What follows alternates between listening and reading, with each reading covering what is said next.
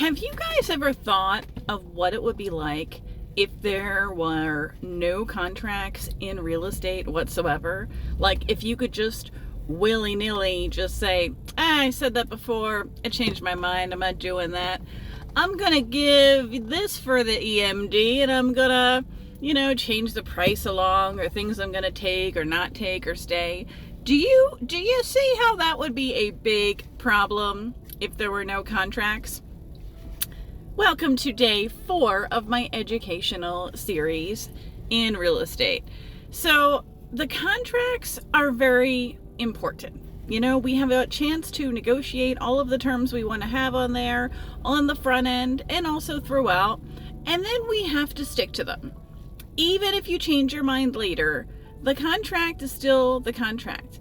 And unless everybody that is a party agrees to make a change, it stays.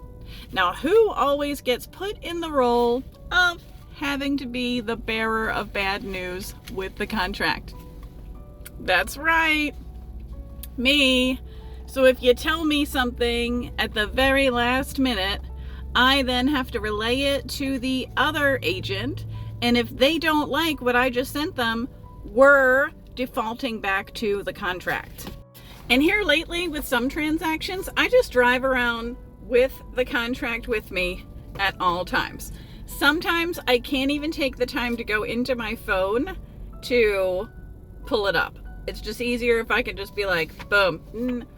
All right, let me see what we put on here, okay? So moral of the story is, don't sign anything unless you completely understand it. And yes, on our contract it says, this is a legally binding document for the purchase of real property. If not understood, seek competent advice before signing. And then just know, once it's in writing, that's the deal. That's the deal. Sheila can't change it for you. It's done, okay? So, everything in writing in real estate. In Virginia, we have a couple of things that we have to have in writing. Number one, when you're employing an agent to help you find a place, you're going to have a buyer agreement.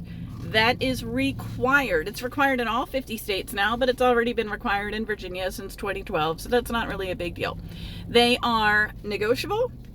You can make them for one day. You can make them for one house. I had one guy, he said, I just know I'm going to buy a house with you. He signed his for 2 years. Okay, that guy never ended up buying a house.